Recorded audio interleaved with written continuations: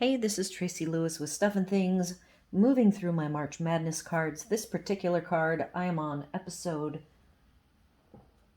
14. This particular card is not all the way assembled yet. It is from a shoebox swap, I believe from last year. So, it has two really nice stamp sets that it uses. And the first one is Quiet Meadow. It uses the Thinking of You and two of the die cuts as well as the label die cut you see there. It has this particular die cut and then that wider die cut. This is a great set. I have used it many times. So in this case, I had these pieces. Sometimes when you do these shoebox swaps at various events, you'll run out of time. And in the case of running out of time, I will choose which ones I think I can assemble on my own at home. And this is one of them. I even put on the provided dots. So I have to work around my placement of the dots. And I am going to actually pop up the colorful layer. So the second stamp set that is used created this lovely striped effect using watercolor shapes, which I do not own. And these were the in colors from last year. And this card was from a shoebox swap I did last July. So my theory is I'm going to have this gold peeking around from behind. So I'm going to have it like wrap. I'm going to pop up these striped layers, and then I'm going to have this floral element be straight. I've already got the brick and the black are already together. They're already glued together. And then I'm going to pop up the Thinking of You. It is going to come off of the side. So it already has one dimensional. I need to add dimensionals to the stripes. And then I have a knotted piece of black. This is a trick. This was already knotted for me, and then the technique is that I snip this. I will cut it on this side because I'm going to have the knot be over here on the white. So, where are my snips? They are right here. So I want my knot to be about right there, so I have to have a little bit of a wraparound. That's where I'm going to cut it, and then I will nestle this underneath. So I'm going to put it on right now. Take these pieces off. And I am going to, I'm just verifying that it is wide enough, and it is. I need my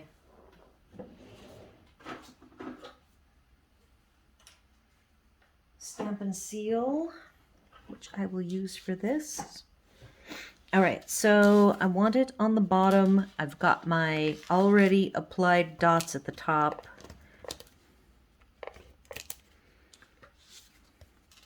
I'm going to guess at where I want to have this, knowing that I might adjust it a little bit.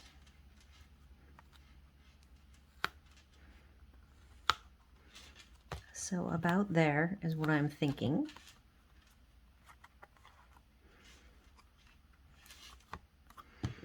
I must apply dimensionals.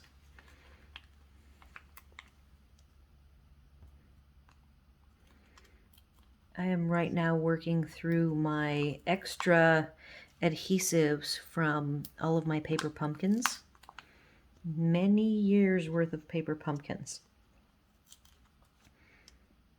And you typically get dimensionals as well as these little double-sided circles to act as your adhesive. So though all of your adhesives for paper pumpkin kits are provided for you, so you do not have to provide them. Okay, so I am going to work on where I want this gold floral element. I want it just peeking around from behind. So I'm going to let this dimensional, I'm going to pop the protective cover off of it. Going to attach that so that it is affixed.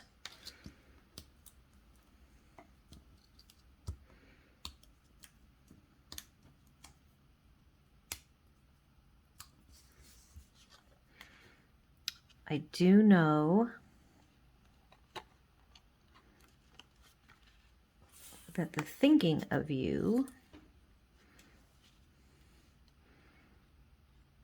I think that's going to work perfectly. I've already trimmed, this piece was longer and I trimmed it down so that it stops. Sorry about that. I want it over even more because I want that. I would not have added the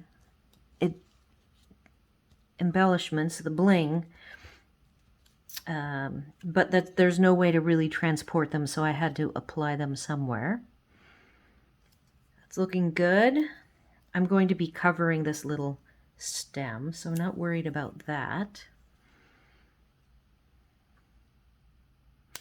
And then I have to add just a little bit of adhesive to the top of the back of the black flower.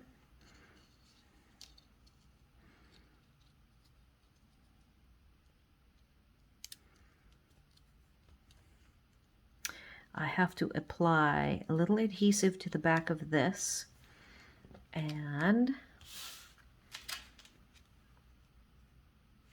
add this to the base. Now the inside of the base, I wasn't provided anything, but I believe for me, I could either write with white gel pen, which I have a collection of, so that's one way to work it, or I could get some basic white and mat it just like this with the very thin basic black and repeat the image inside, which is probably what I will do for this card.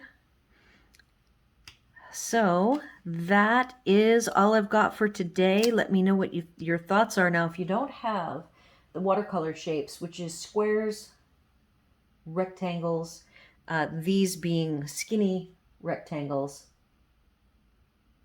ovals, two ovals, two circles, 2 squares, and 3 rectangles make up that set. Let me know your thoughts if you can think of any other way you can replicate this using a non-stamp material. I was trying to think if there's blocks. There's a rectangular block, long and skinny, in the Stampin' Up block collection that would be perfect. I don't have it out, but here are the Stampin' Up blocks, and they have a skinny rectangle just like this same shape, and you can ink up an acrylic block and do the same technique with kind of the modeled watercolor effect. So that is a trick to remember. This finishes off the card. I will go ahead and attach everything, get some photography, and get this posted. Be sure to leave any of your comments, questions, or concerns on this video or over on my blog.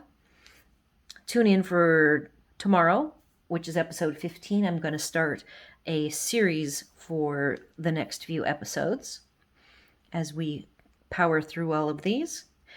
Be sure to like, share, and subscribe, and thanks for watching.